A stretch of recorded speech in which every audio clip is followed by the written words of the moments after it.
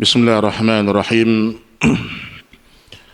Assalamualaikum warahmatullahi wabarakatuh.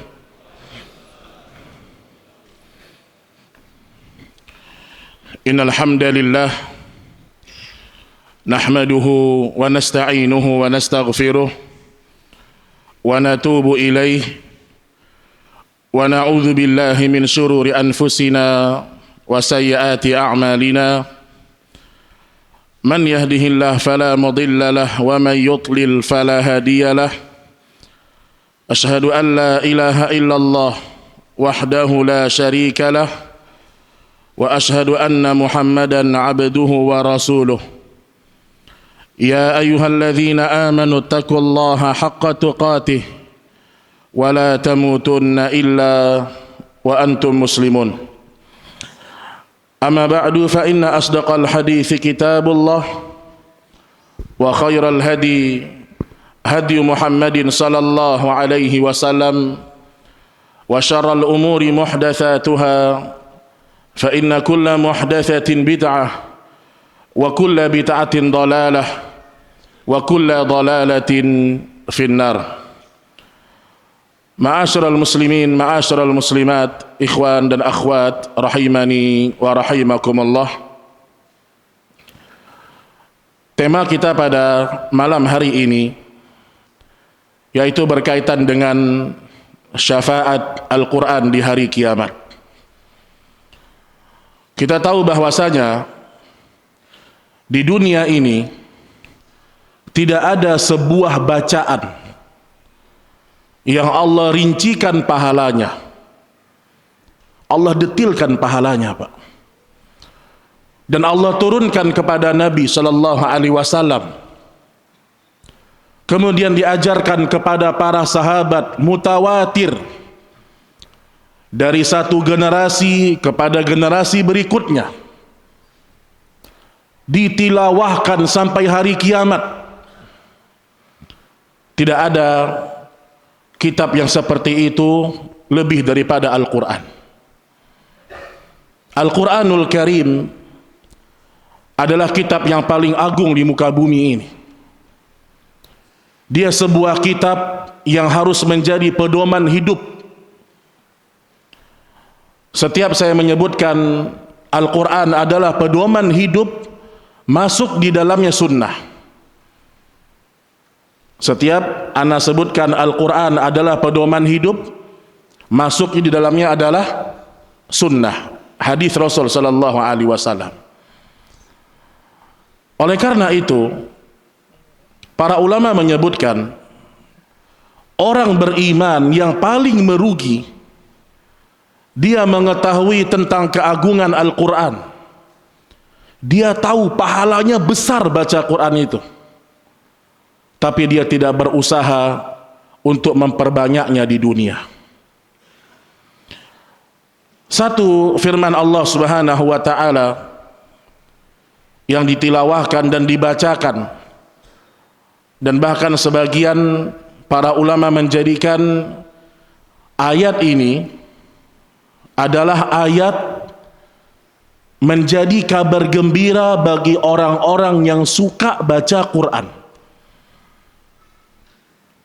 Tentu mengamalkannya, memahaminya, di mana Allah Subhanahu wa taala berfirman, "Qul bi fadlillah" di dalam surat Yunus ayat 58. Yunus ayat 58. Allah mengatakan, "Qul bi fadlillah wa bi rahmatihi fabidzalika falyafrahu huwa khairun mimma yajma'un." Katakanlah ya Muhammad, qul bi fadlillah, katakanlah dengan karunia Allah. Kalau kita melihat para ulama tafsir, ketika mereka menafsirkan dengan karunia Allah, maksudnya adalah iman. Katakanlah ya Muhammad, dengan karunia Allah, wa bi rahmatih, dan dengan rahmatnya, Rahmat yang dimaksud dalam ayat ini, kata para ulama tafsir, di antaranya maknanya adalah Al-Quran. Jadi seakan-akan Allah mengatakan, katakanlah ya Muhammad, dengan karunia Allah, dengan iman dan dengan Al-Quran yang diturunkan, fabidzalika falyafrahu, maka dengan kedua itu hendaklah kalian bergembira, atau dalam bahasa lain berbangga. Falyafrahu, kalau kalian punya iman, kalau kalian punya tauhid, kalau kalian punya Al-Quran, bangga. Bangga dalam artian bukan sombong, bangga dalam artian kita gembira, senang, bahagia dekat dengan Quran. Ini Allah sebutkan dalam surat Yunus. Kemudian Allah mengatakan, huwa khairun mimma yajma'un. Iman dan Al-Quran itu, berbanggalah kalian, berbahagialah kalian. Sungguh keduanya lebih baik, lebih mulia, khairun mimma yajma'un, dari apa yang mereka kumpulkan dari dunia. Jadi seakan-akan kalau kita lihat penjelasan para ulama tafsir, Allah ingin mengatakan, wahai mukmin, kalau di hatimu ada iman, di hatimu ada Al-Quran, tidak usah minder sama orang yang punya duit. Itu maksudnya itu, Pak. Karena Al-Quran yang kalian punya, Al-Quran yang kalian baca, kalian imani, kalian hafalkan, kalian amalkan, kalian tilawahkan, itu lebih mulia di sisi Allah daripada harta-harta yang mereka kumpulkan dari dunia. Harus senang kita, Pak. Harus bahagia kita. Karena di sini Allah suruh kita untuk bahagia. Cinta dengan Al-Quran. Kemana-mana baca Quran. Ada waktu kosong baca Quran. Dan itulah salafi. Salafi lisannya tidak pernah berhenti baca Al-Quran. Itulah salafi, Pak. Kalau dulu sebagian orang mencela manhaj salaf karena banyak yang nggak bisa ngaji. Dulu, Pak. Saya ingat ada seorang kiai mengatakan begini, apa kalian salafi? Kami walaupun tidak salafi, kami bisa khatam Al-Quran 2 minggu di tengah-tengah kuburan. Masya Allah. Khatam kami, hafal kami. Ini orang-orang yang kena syubhat, ya. Dan memang pada waktu itu salafi sedikit yang ahlul Quran. Maksudnya kita berbicara di Indonesia yang ngajinya bagus, sedikit. Ustadz-ustadz yang mengajarkan sedikit. Sehingga yang terkenal pondok-pondok tahfiz, tapi akidahnya rusak. Tapi di masa sekarang, walhamdulillah, semangat orang belajar Al-Quran bagus.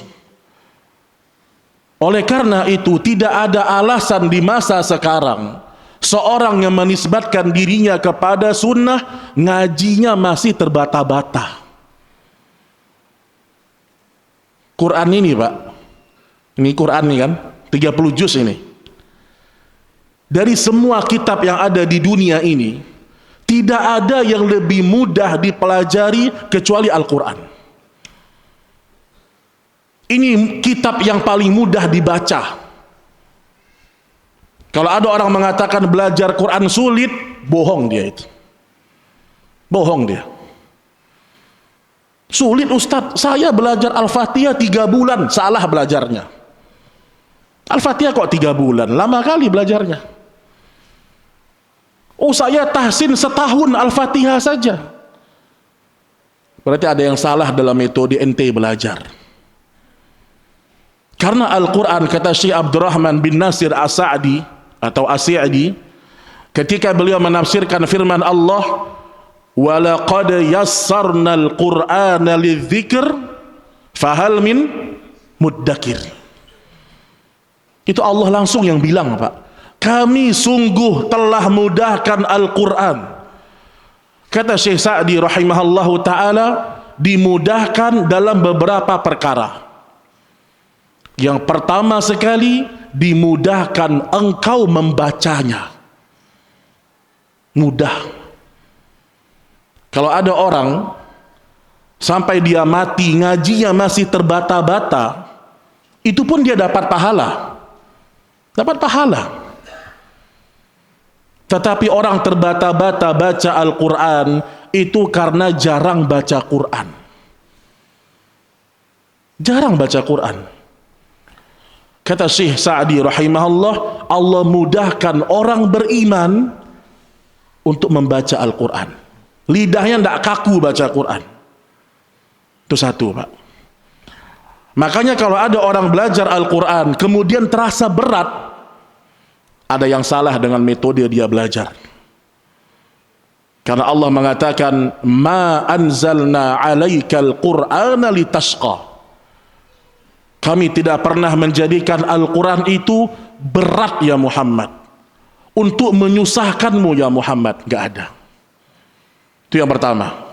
Yang kedua, kata Syekh Sa'di rahimahullah, Allah mudahkan kita memahaminya. Ayat-ayat Al-Quran, mayoritas ayat yang ada dalam Al-Quran itu muhkamah, jelas terang. Sebagiannya mutasyabihat, sehingga kita membutuhkan bantuan para ulama untuk memahami ayat itu. Tapi mayoritasnya mudah. Bahkan kalau antum ambil Quran nih, antum baca, inna hadzal Qur'ana yahdi lillati hiya aqwam. Sesungguhnya Al-Quran ini memberikan hidayah kepada kaum. Antum faham? Antum nggak buka tafsir pun paham atau tidak? Faham. Artinya ada ayat-ayat Al-Quran ketika dibaca kita akan mudah memahaminya. Ada ayat-ayat yang kita butuh bantuan para ulama, maka tidak ada alasan untuk mengatakan susah memahami Al-Quran. Makanya Rasul sallallahu alaihi wasallam ketika mendoakan Abdullah bin Abbas radhiyallahu anhuma, apa doa Nabi kepada Abdullah bin Abbas?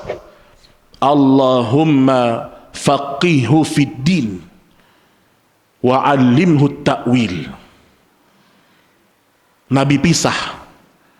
Ya Allah, jadikanlah Ibnu Abbas ini orang yang faqih dengan agamanya.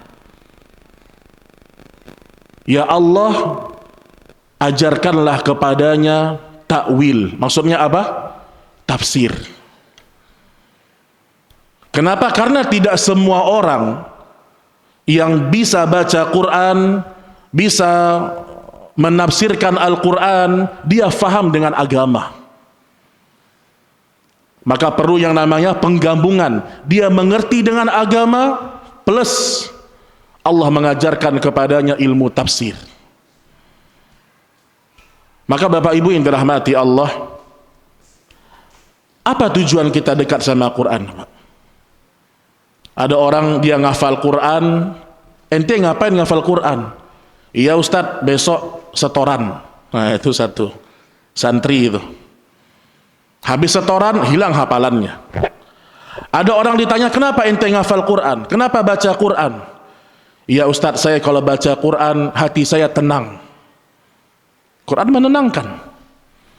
Dan yang paling tinggi dari semua harapan kita ketika kita dekat dengan kitabullah, mudah-mudahan Al-Quran akan menolong kita besok di hari kiamat. Dan itu janjinya Allah kepada orang beriman. Syafaat Al-Quran Apa yang dimaksud dengan syafaat, Bapak Ibu? Pertolongan. Ketika manusia di padang mahsyar, ketika di alam kubur, ketika dia mau disiksa di api neraka, mudah-mudahan Al-Quran ini akan datang menghadap Allah, kemudian mengatakan sebagaimana dalam hadis, ya Allah, berikanlah dia syafaat, dia telah menghabiskan waktu malamnya dari membacaku. Dalam sebuah riwayat yang sahih, Nabi sebutkan dua, Al-Quran was-siyam yashfa'ani yaumal qiyamah.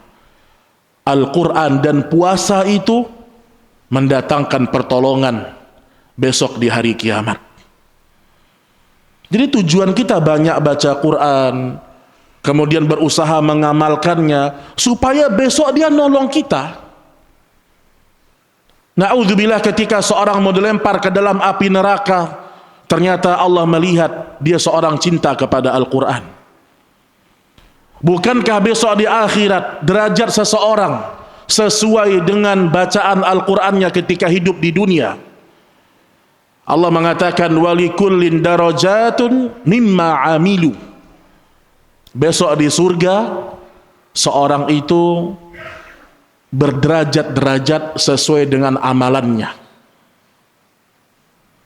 Bahkan ada sebuah hadis yang khusus menyebutkan tentang keutamaan ahlul Quran. Yuqal li sahibil Quran yaumal qiyamah.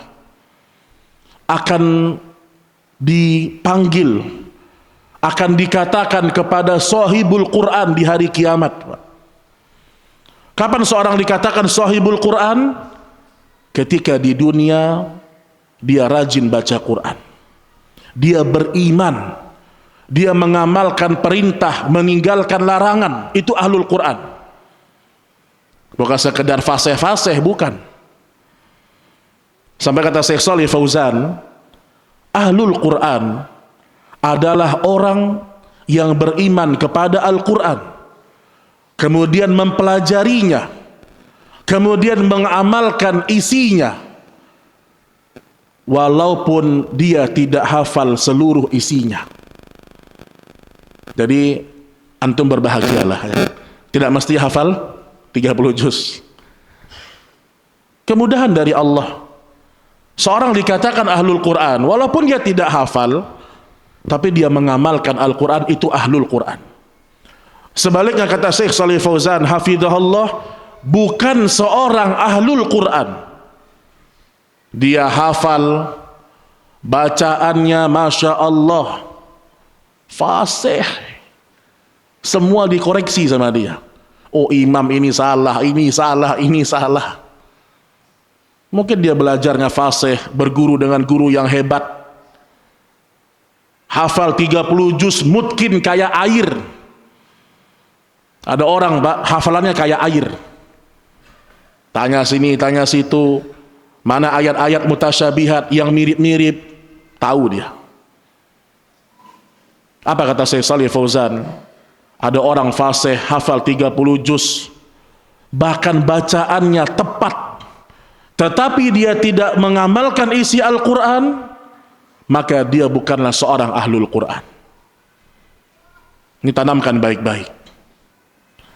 Namun demikian ya, bukanlah berarti seseorang itu meremehkan dari membaca Al-Quranul Karim. Dulu Rasulullah sallallahu alaihi wasallam memerintahkan kepada para sahabat, ini Al-Quran dikhatamkan sebulan sekali. Siapa yang hari ini tidak baca Quran, tolong angkat tangan. Yang hari ini tidak baca Quran sama sekali. Gak ada yang ngaku ya kalau gini ya. Kita tuh heran loh Pak, kalau ada muslim salafi, Masya Allah, salafi nih, hari ini gak baca Quran, aneh itu. Apalagi sudah 3 hari gak baca Quran. Baca Quran yang saya maksud di rumah dia baca. Kenapa hidupnya bisa tenang gak baca Quran? Emang bahagia hatinya itu? Tidak ada seorang mukmin, kata Utsman bin Affan, "Lau tahurat qulubukum ma syabi'at min kalami rabbikum. Kalau hati kalian itu bersih, kalian tidak akan pernah kenyang dari baca Quran ini. Nggak pernah kenyang. Baca selembar, tambah selembar lagi, terus dibaca. Dan antum ingat, ketika kita membaca Al-Quran, Allah menjanjikan satu huruf berapa pahala? 10. Ada bacaan yang seperti itu pahalanya Pak? Nggak ada. Nah, saya pernah menanyakan kepada salah satu ulama qiraat di Masjid Nabawi. Beliau salah satu murid dari Syekh Ibrahim Al-Akhdar. Jadi antara ulama di kota Nabi, ulama qiraat yang paling senior sekarang, di antaranya Syekh Ibrahim Al-Akhdar. Antum bisa dengar bacaannya di internet banyak. Masih hidup. Saya bertanya kepada murid beliau tentang sebuah hadis yang tadi saya sebutkan. Kenapa ngaji itu pahalanya besar? Kita baca hadis ada pahalanya enggak satu huruf?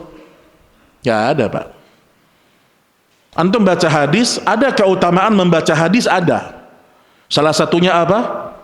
Doa Nabi sallallahu alaihi wasallam, "Nadzarallahu imra'an sami'a maqalati faballaghaha." Semoga Allah memberikan cahaya kepada orang yang membaca hadisku. Tapi tidak ada bacaan yang Allah sebutkan satu huruf 10 kebaikan kecuali Al-Quran. Kenapa demikian? Ada yang tahu nggak jawabannya? Kenapa ngaji ini pahalanya besar? Kenapa? Kalau kita mungkin jawab karena dia Al-Quran. Betul juga, karena ini adalah wahyu. Betul juga. Tapi ana bertanya kepada ahli qiraat. Maka jawaban dia seputar qiraat. Apa kata beliau? Orang kalau membaca Al-Quran dengan baik dan benar, maka tenaga yang dia keluarkan lebih banyak. Karena membaca Al-Quran dengan tajwid itu membutuhkan power, menguras tenaga, ya atau tidak? Iya. Disitulah letak kenapa pahalanya besar. Kita kalau baca Quran, kalau kita bacanya asal-asalan, gak terasa letihnya. Tapi kalau seorang konsentrasi dengan tajwid, dia rasakan bacaan itu, apalagi dia baru-baru belajar Al-Quran, ada usaha lebih ketika melantunkan ayat-ayat Al-Quran. Contoh, orang kalau sudah belajar bagaimana membaca alif lam mim, ini kalau saya tes satu-satu, ini belum tentu lulus semua loh. Yakin saya. Saya tes baca alif lam mim sesuai dengan panjang tajwid yang pas. Tidak boleh berlebih satu harokat pun. Karena ada daurah yang seperti itu Pak. Ada daurah hanya khusus baca alif lam mim, ha mim, toha, kaf, ha, ya, ain, sad, dan seterusnya. Dan itu banyak yang rosib, banyak yang gagal.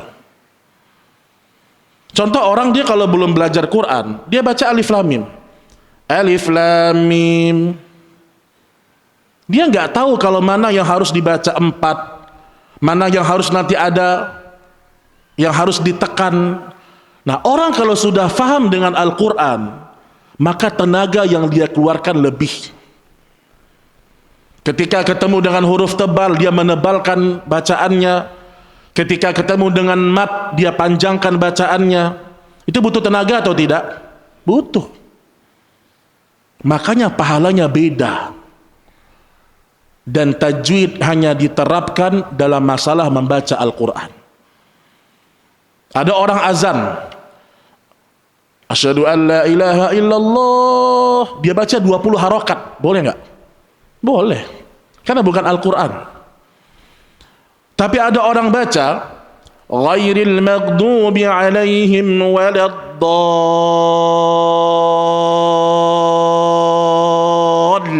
boleh nggak? Haram. lebih dari 6 harokat. Jadi maksud saya, ya, syafaat Al-Quran di hari kiamat, kalau kita ingin mendapatkannya, maka kita berusaha belajar Al-Quran, karena dengan kita memiliki bacaan yang baik, kita akan senang ngaji. Jujur Pak, jujur aja, jujur nih ya, saya belum menemukan dalam hidup saya, nggak tahu kalau antum yang lebih tua, saya belum pernah menemukan ada orang yang ngajinya terbata-bata, apalagi ngajinya ya ayyuhalladzina amanu iza, gitu loh ngajinya tuh. Saya belum menemukan ada orang yang ngaji seperti ini kemudian mengatakan, Ustadz, nikmat kali baca Quran.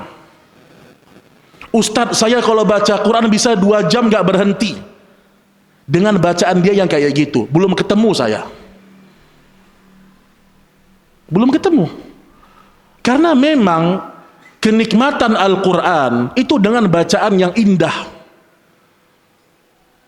Maka antum bisa lihat ya, ulama-ulama terdahulu, para salaf, mereka sebagian baca Quran sehari 5 juz. Karena nikmat. Ada sebagian membaca 10 juz para sahabat. Menunjukkan apa? Orang bisa ngaji dalam waktu yang lama, kemudian bertambah pahalanya, melimpah pahalanya, karena kenikmatan bacaan yang dia lantunkan. Makanya seorang berusaha dia baca Quran minimal lancar. Minimal lancar Pak. Minimal dia baca lancar. Dengan tajwid-tajwid secara umum. Karena kasihan Bapak Ibu ya, sebagian orang, kadang-kadang saya juga prihatin dengan sebagian ikhwan dan akhwat, dan saya tahu dia ngajinya belum lancar, tapi nggak mau belajar. Tapi kajian setiap maghrib nggak pernah absen, duduk, entah faham entah tidak, wallahu a'lam. Tapi ngaji belum bisa. Andaikan dia sediakan waktunya untuk belajar ngaji, Allah akan mudahkan untuk dia. Tapi dia ditipu oleh syaitan. Semangat pengajian, tapi baca Quran belum lurus. Kita ngaji banyak keutamaan nih Pak, duduk di majelis ilmu, tapi ingat, kita harus bisa baca Quran. Kita harus bisa baca Quran. Bahkan Nabi Shallallahu Alaihi Wasallam, beliau menunjuk beberapa orang sahabat yang memang harus diambil ilmu Al-Quran dari dia. Nabi sebutkan diantaranya Ubay bin Ka'ab. Ya, Ubay bin Ka'ab menjadi imam di masa Umar bin Khattab, imam tarawih. Oleh karena itu, orang ingin mendapatkan syafaat Al-Quran di hari kiamat, kalau dia mau selamat, belajar Quran. Jangan ada rasa malu. Cari guru, cari ustadz yang bisa ngajarkan, cari ustazah, ikut di majelis-majelis tahsin, ikut belajar. Kenapa? Karena tidak ada sesuatu yang lebih indah Pak untuk kita lantunkan kecuali Al-Quran. Dalam hadis yang lain, dan ini hadis yang sahih, Nabi mengatakan, ma adzinallah li syai'in, Allah tidak pernah mengizinkan hambanya memperindah bacaannya kecuali ketika membaca Al-Quran. Allah tidak pernah izinkan seorang memperindah bacaannya, memperindah suaranya illa fil Quran, kecuali ketika membaca Al-Quran. Subhanallah ya. Maka ingat, kalau kita ingin mendapatkan syafaat di hari kiamat, kita harus termasuk orang yang rajin baca Quran. Karena hadis tentang masalah syafaat Al-Quran di hari kiamat, Nabi kaitkan dengan bacaan. Kata Nabi Shallallahu Alaihi Wasallam, Iqra'ul Qur'ana fa innahu ya'ti yaumal qiyamah syafi'an li ashabi. Nabi mengatakan, bacalah Al-Quran, Zahir hadis mengatakan baca Quran. Tentu termasuk di dalamnya beriman, mengamalkan. Tapi bahasa Nabi baca Quran. Karena sesungguhnya dia datang di hari kiamat memberikan syafaat kepada orang yang suka membacanya di dunia. Anak-anak kita cek bacaan Qurannya. Nak, hari ini udah ngaji atau belum? Minimal kamu ngaji sehari 1 juz. Biasakan, Pak. 1 juz itu berapa menit, Pak? Hah? Kalau antum ngajinya cepat, 30 menit selesai. Anggap yang paling rendah, paling umum 45 menit selesai. Paling lambat 1 jam. Jadi coba ketika baca Quran, itu hadirkan perasaan saya sedang bersama dengan kalamullah. Setiap saya mengucapkan 1 huruf, mudah-mudahan ada 10 kebaikan yang saya dapatkan. Tamak dengan pahala dari Allah. Kita baca misalnya Hamim, ada berapa? 20. Ini seandainya, Pak, seandainya aja nih. Ini pengandaian bahlul lah ya, pengandaian bodoh aja. Kalau ada orang bilang, antum kalau baca Quran 1 huruf, anak kasih 100.000. Semangat gak orang baca, Pak? Masya Allah. 1 juta deh, 1 juta. Baca Alif Lam Mim. Ini start 3 juta start. Masya Allah. Semangat gak orang ngaji? Semangat, Pak. Padahal yang Allah janjikan di akhirat bukan 3 juta. Wasari'u ila maghfiratin min rabbikum wa jannatin 'arduha as-samawati wal ard. Bersegeralah kalian untuk sampai kepada ampunan Allah dan surganya seluas langit dan bumi. Itu yang Allah janjikan sama kita. Tapi sebagian manusia lebih memilih dunia daripada Al-Quran. Dan sesuatu yang sangat menyedihkan. Bukan memuakkan, menyedihkan. Awalnya muak tapi jadi sedih. Saya ketemu dengan sebagian teman-teman saya. Ada yang kakak kelas, ada yang adik kelas. Semoga mereka Allah beri taufik ya. Tadinya mereka guru Quran, Pak. Guru Al-Quran. Sebagian terfitnah dengan dunia. Oh, ngajar di pesantren, ngajar di masjid, jadi imam masjid, dikasih sebulan mungkin 5 juta misalnya. Atau ngajar di pondok, gaji 5 juta. Banyak atau tidak 5 juta, Pak? Jangan ngangguk-ngangguk aja. Banyak nggak 5 juta? Ya cukuplah, dunia cukup. 5 juta cukup, 4 juta cukup, 3 juta cukup. Orang beriman itu Allah pasti cukupkan. Tapi lihat, sebagian orang kalau sudah berkecimpung di Al-Quran, kemudian dia mencari dunia dengan Al-Qurannya, maka Al-Quran akan meninggalkan dia. Saya kemarin ketemu dengan salah seorang ya teman lama lah. Ketemu di satu tempat. Ente di mana sekarang?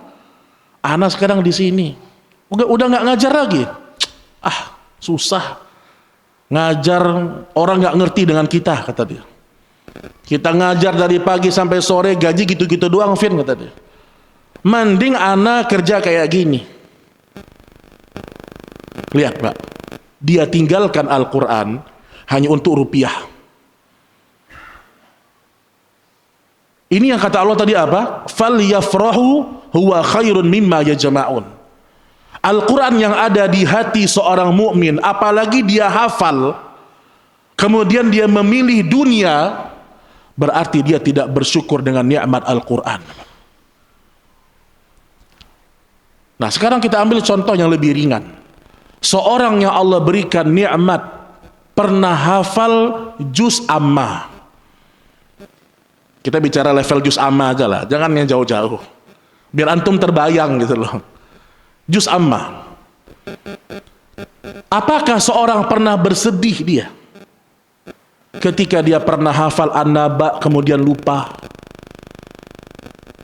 Oh, dulu anak hafal ini Ustaz, dulu ente hafal. Sekarang gimana?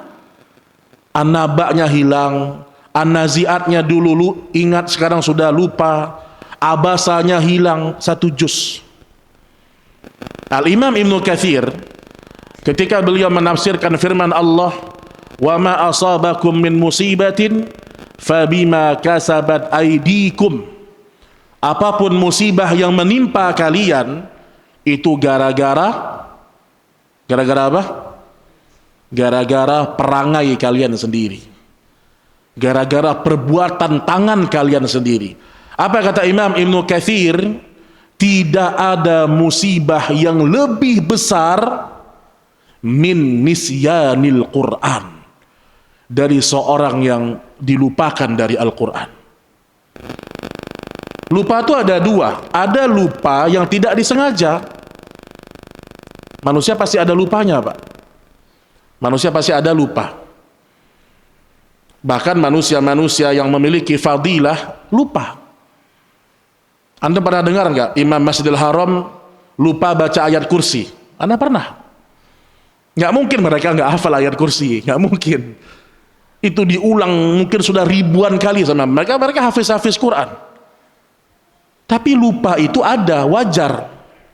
Tapi lupa yang tercela, lupa gara-gara terlalaikan, gara-gara sibuk dunia, sibuk ini, sibuk itu, maka dia lupa untuk mengulang-ulang apa yang telah Allah titipkan di dadanya.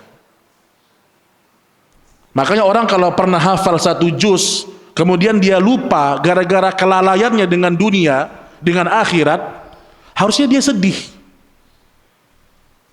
Dan antum bayangkan kalau ada orang pernah hafal 30 juz di kepalanya, lupa gara-gara dunia. Rugi, Pak, rugi. Rugi. Makanya kepada anak-anak antum ya, kalau ada yang punya anak-anak, dia pernah mondok, kan gak semuanya mesti jadi ustadz. Tapi ingat, ilmu yang Allah berikan sama dia dari Al-Quran, jangan sampai pernah dilupakan. Baik Bapak Ibu yang dirahmati oleh Allah Subhanahu wa Ta'ala, ada beberapa penghalang ya, kenapa sebagian manusia mereka terhalangi untuk cinta dan dekat dengan Al-Quran.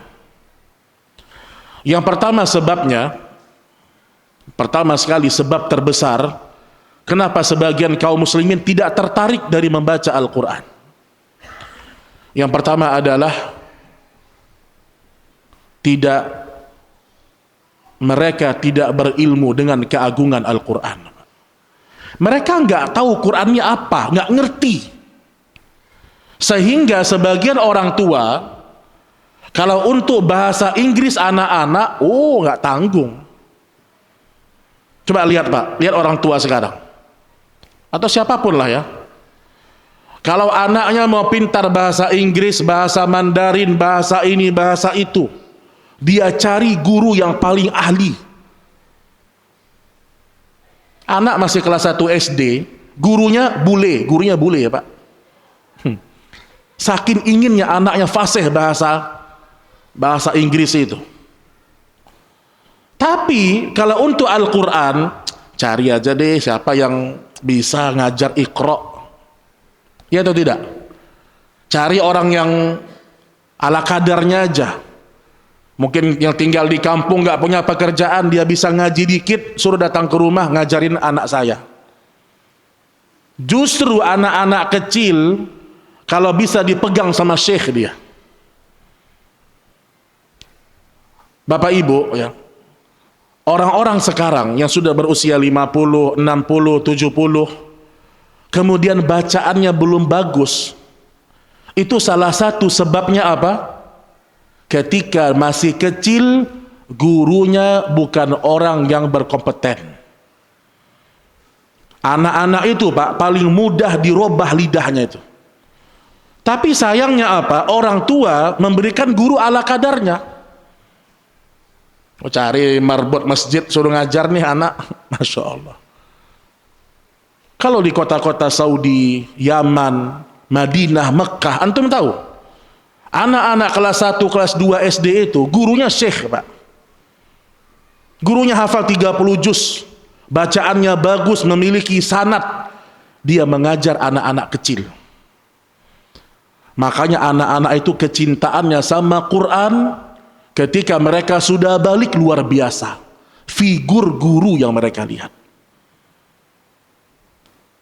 Nah, oleh karena itu ya, sangat penting, salah satu penghalang orang itu dia jauh dari Al-Quran pada perkara-perkara yang seperti ini ya. Dia nggak tahu keagungan Al-Quran, diremehkan Al-Quran. Kemudian yang kedua, di antara penghalang orang kurang semangat untuk dekat kepada Al-Quran, mereka ya, menganggap Al-Quran ini sulit. Sulit Al-Quran ini. Saya mau tanya, Pak, Quran ini sulit atau tidak? Hah? Sulit nggak menghafal Quran? Menghafalkan itu sulit atau mudah, Pak? Ustadz, kalau saya bilang mudah, saya nggak hafal, Ustadz. Jawabannya mudah sebenarnya. Kalau kita tahu caranya. Dulu, jadi kalau ingin mendapatkan mudah belajar Quran, jangan banyak-banyak mengikuti gaya di masa sekarang. Ikuti metodenya Rasulullah SAW. Apa metodenya Nabi? Talaqi wal musyafahah. Itu cara Nabi belajar dengan malaikat Jibril. Jangan dirubah cara itu. Misal, antum ingin memiliki bacaan yang bagus. Misalnya, Ustadz, saya mau perbaiki bacaan surat An-Nas atau Al-Ikhlas. Bagaimana caranya? Antum ambil bacaan dari guru. Guru suruh baca, antum tiru, selesai. Itulah metode asli belajar Quran. Bukan pakai papan tulis, bukan pakai teori. Akhirnya membuat orang kabur dari Al-Quran. Nah, ini fakta. Apalagi yang belajar kakek-kakek, nenek-nenek, dikasih nun ketemu ini idgham, ini ketemu ini mad jaiz, ini pusing, Pak. Mundur semuanya. Makanya jadi sulit belajar Quran. Belajar Quran itu ikuti guru. Guru bilang misalnya nih, Qul huwallahu ahad. Ikuti guru. Qul huwallahu ahad. Apa? Qalqalahkan ahad, ahad. Begitu caranya. Adapun penamaannya enggak perlu tahu. Enggak berdosa, antum enggak berdosa kalau enggak tahu namanya. Maka saya termasuk orang yang sangat kritis dalam masalah semangat sebagian orang membuat metode ngaji. Ujung-ujungnya apa? Ujung-ujungnya apa? Dijual. Antum melihat di Jakarta ini berapa metode? Padahal itu aja sebenarnya. Ada metode ini, metode itu. Terkadang justru memberatkan umat. Metode yang benar metode Nabi. Bagaimana caranya? Tiru bacaan guru. Misal guru baca, ya ayyuhalladzina amanu. Nggak usah dibilang ini ya 4 harokat, ini tiru guru. Ya, kata guru cukup. Mencimplak. Mudah atau tidak? Mudah. Tapi menjadi sulit bagi sebagian orang karena dalam dia belajar mengajar Al-Quran, dia keluar dari metodenya Rasulullah Sallallahu Alaihi Wasallam. Baik, azan ya. Kita lanjutkan setelah azan atau gimana? Taib ya. Setelah azan setelah sholat ya. Setelah azan. Baik, setelah azan kita lanjutkan sedikit insyaallah taala. Wassallallahu ala nabiyina Muhammad walhamdulillahi rabbil alamin. Alhamdulillah wassalatu wassalamu ala Rasulillah wa ba'd. Kaum muslimin dan muslimat rahimani wa rahimakumullah. Satu poin terakhir sebelum kita tanya jawab secara ringkas ya. Di antara penghalang sebagian orang dia tidak mau belajar Al-Quran karena dia membaca Al-Quran tidak membacanya dengan tartil, jadi bacanya buru-buru, dan itu menghilangi kenikmatan dalam membaca Al-Quran. Ada satu ayat Allah Subhanahu wa taala dalam surah Al-Muzammil ayat yang keempat. Ini saya membacakan tafsirnya para ulama tentang makna tartil. Apa kata Allah Subhanahu wa taala? Warattilil Qur'ana tartila. Dan bacalah Al-Qur'an dengan tartil. Nah, di sini ya, kita nggak boleh memahami tartil sesuai dengan kemauan kita. Setiap kita baca satu ayat dari Al-Quran dan kita tidak tahu maksudnya apa, maka kita harus merujuk kepada para sahabat, merujuk kepada para ulama-ulama tafsir yang ma'thur, yang jelas keilmuan tafsirnya. Nah, ada orang mengatakan tartil di sini maksudnya nyanyiannya, sehingga sebagian orang sekarang kalau baca Quran tajwidnya 0 tapi nyanyinya 100.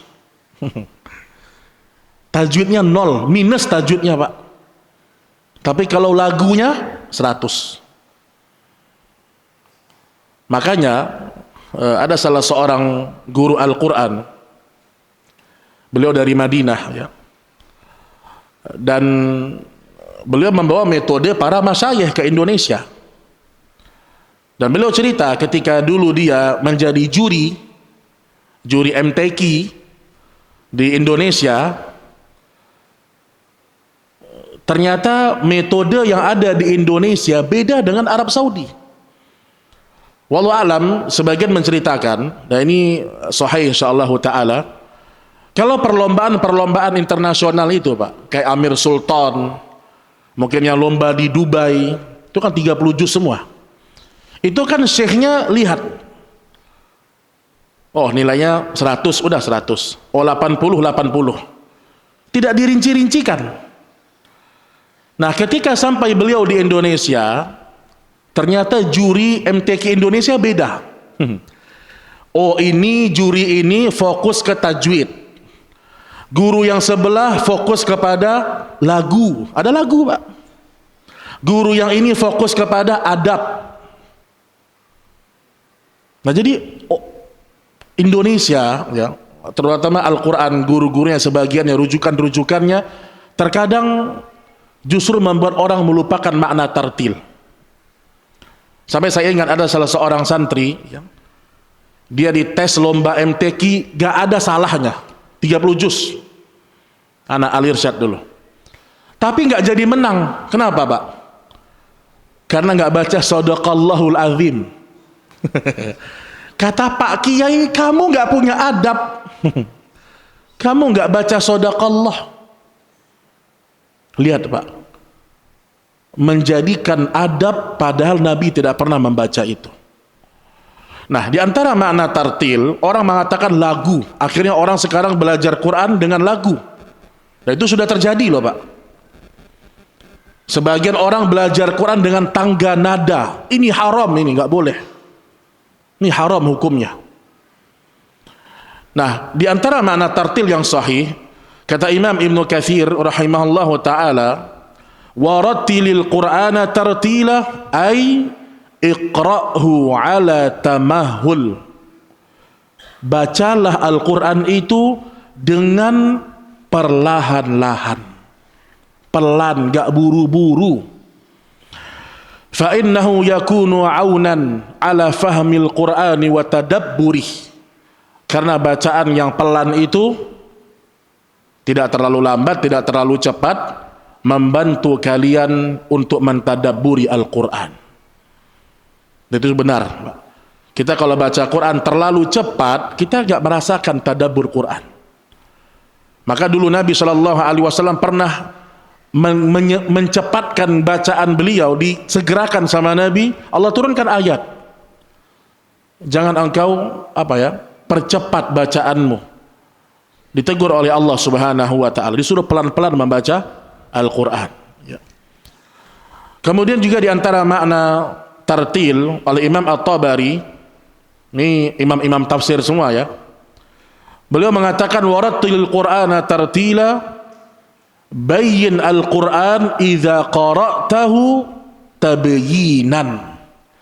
Maksud dari tartil, kalau sedang baca Quran, bayyin al-Quran tabyinan, jelas bacanya. Berarti jelas baca hurufnya itu jelas. Jangan sampai ada orang ngaji, Pak, ini mulutnya nggak kebuka. Alhamdulillah rabbil alamin arrahmanir rahim, tiba-tiba udah amin aja gitu loh. Saya pernah pulang kampung sholat subuh, imamnya baca setelah Al-Fatihah surat At-Tin, tapi gara-gara bacaannya buruk, jelek, kita tuh bingung dia baca surat apa. Amin. Subhanallah. Jadi imam loh. Maka imam-imam yang kayak gini ini bertanggung jawab di hadapan Allah.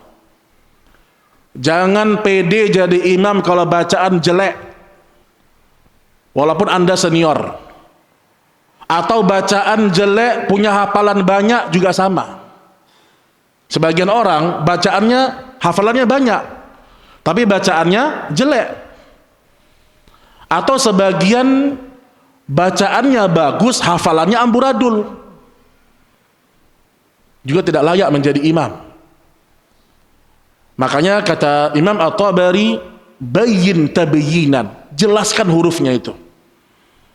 Mana yang qaf, mana yang kaf, mana yang ha, mana yang ha, mana yang kha, mana yang sad, jelas. Itu makna dari tartil.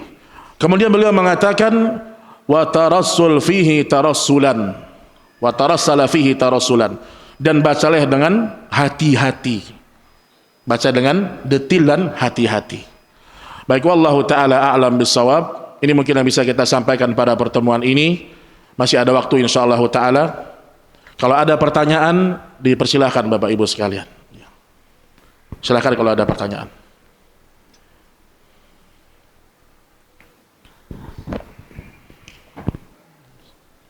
Ada? Ya, silakan Pak.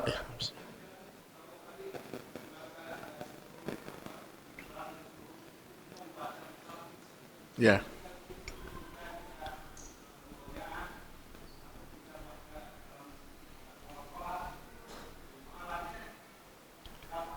Tanpa melihat berarti ya? Ya. Baik, ini bagus nih. Ustadz, kalau kita baca Quran, kan 10 kebaikannya. Nabi mengatakan, man qara harfan min kitabillah falahu hasanah. Tapi kalau kita sedang murojaah, kita kan gak buka Al-Quran. Bahkan sebagian ulama-ulama qiraat mengajarkan sama kita, kalau murojaah, ini Quran dijauh-jauhkan. Secara psikis ada tuh Pak. Jadi ada orang, kalau dia pegang Quran, lancar hafalannya. Gini. Ini yang bagi yang tahu, bagi yang enggak tahu. Ya. Ada orang itu kalau dia nggak baca, tapi dia buka gini, murojaah. Yahlifuna billahi lakum liyurdukum wallahu wa rasul gitu. Tapi kalau Qurannya dilepaskan dari tangan dia, dia nggak pede, hilang hafalannya.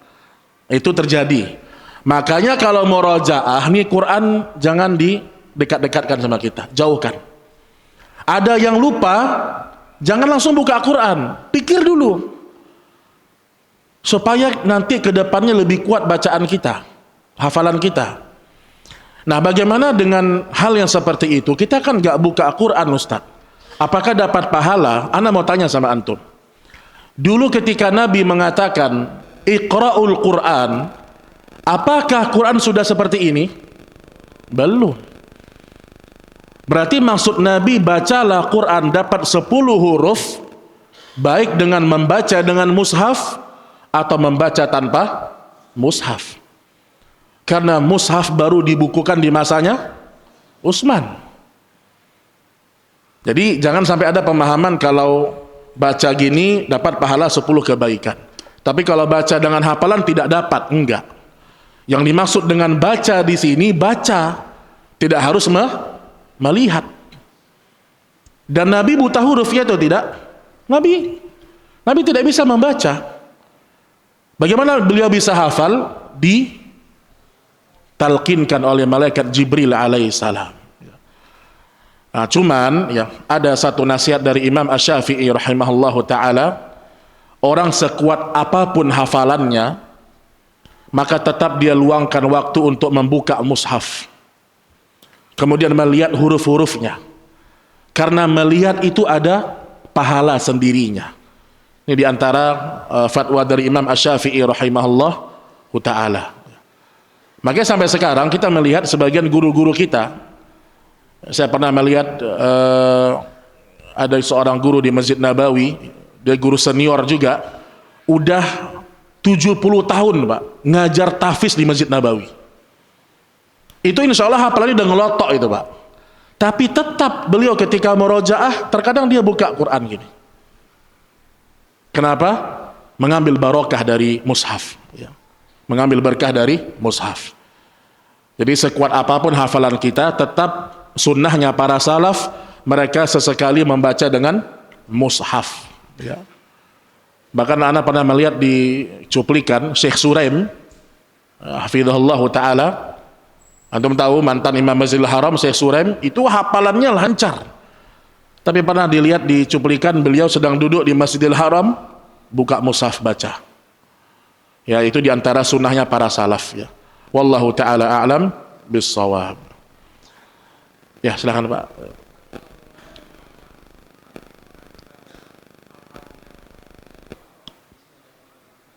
Gimana Pak?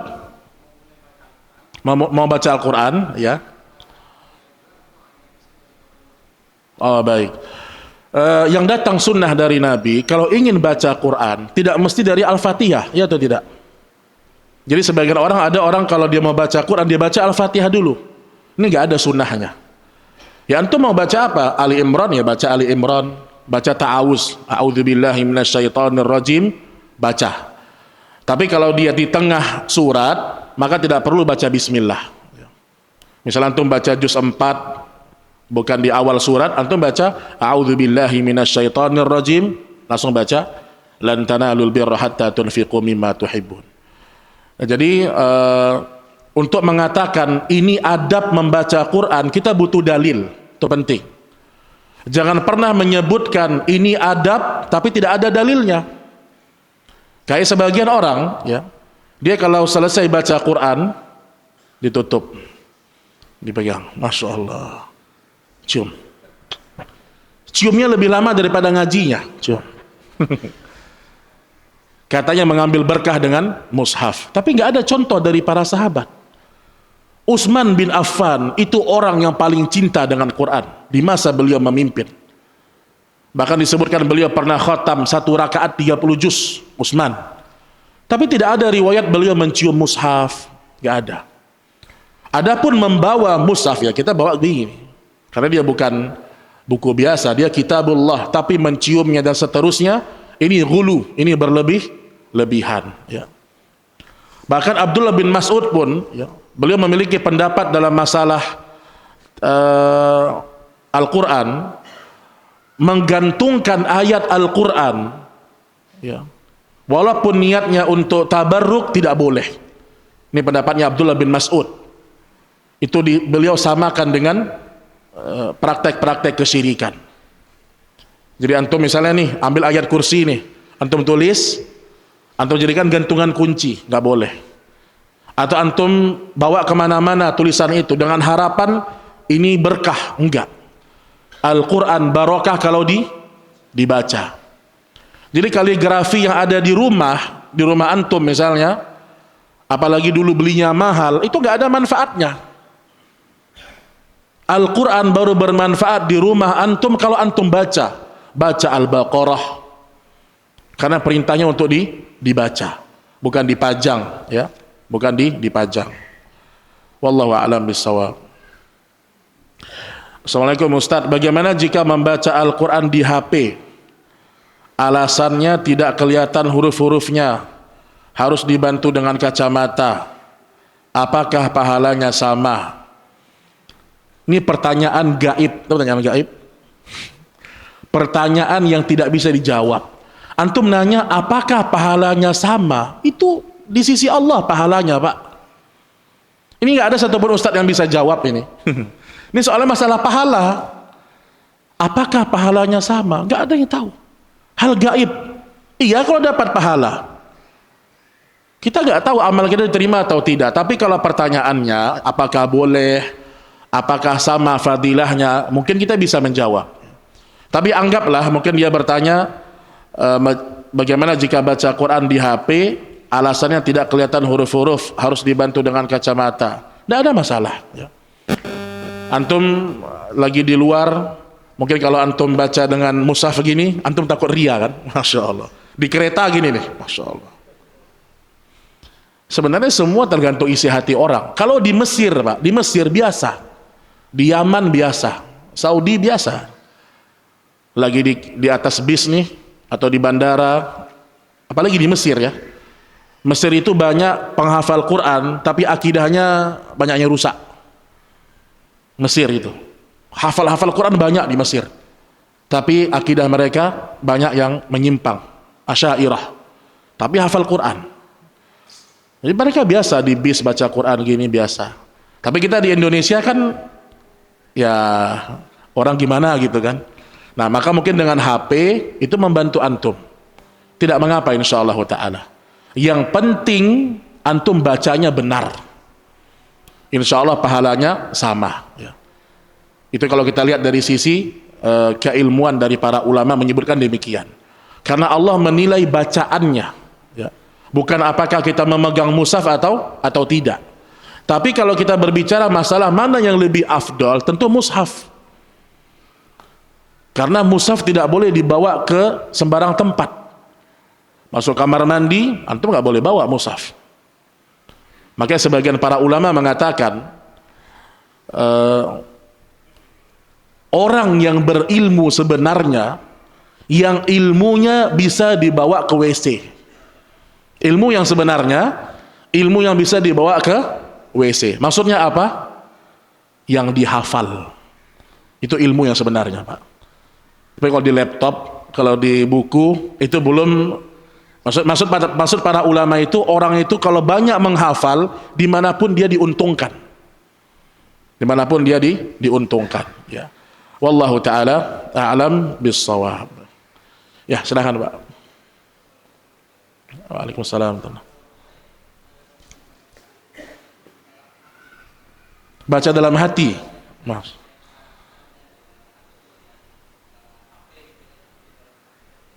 Masya Allah. Jadi ada orang baca Quran gini, Pak.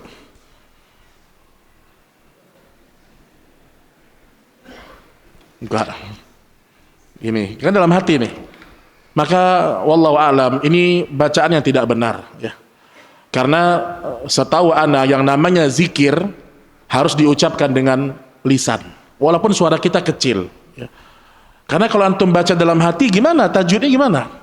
Ini huruf qalqalah gimana? Qalqalah di hati gimana? Nggak bisa. Tapi kalau antum baca dengan suara yang kecil, itu masih mungkin. Misal orang baca nih, dia baca misalnya, qalu ya Musa inna lan nadkhulana abadan madamu fiha. Masih bisa. Masih ada dengungnya, masih ada panjang pendeknya. Pokoknya dalam hati enggak. Nah, makanya ya, orang yang biasa berzikir dari hati itu pembawaannya orang-orang sufi, Pak. Orang sufi selalu mencela kalian ini zikirnya cuma di lisan. Kalau kami wali-wali Allah zikirnya di hati. Masya Allah. Jadi tetap baca Quran, jangan dalam hati tapi antum lantunkan, walaupun dengan suara yang kecil, ya, walaupun dengan suara yang kecil. Wallahu a'lam bis-shawab. Baik, mungkin cukup pada pertemuan kali ini. Mudah-mudahan Allah Subhanahu wa taala menjadikan kita semuanya semakin cinta dengan Al-Quran. Dan Al-Quran adalah sesuatu yang dilupakan di masa sekarang oleh sebagian manusia. Dan mudah-mudahan Allah mengumpulkan kita bersama orang-orang soleh di hari akhirat kelak, bersama orang-orang yang kita cintai. Wassallallahu ala nabiyina Muhammad. Subhanakallahumma wa bihamdik, asyhadu an la ilaha illa anta, astaghfiruka wa atubu ilaik. Tsumma assalamu alaikum warahmatullahi wabarakatuh.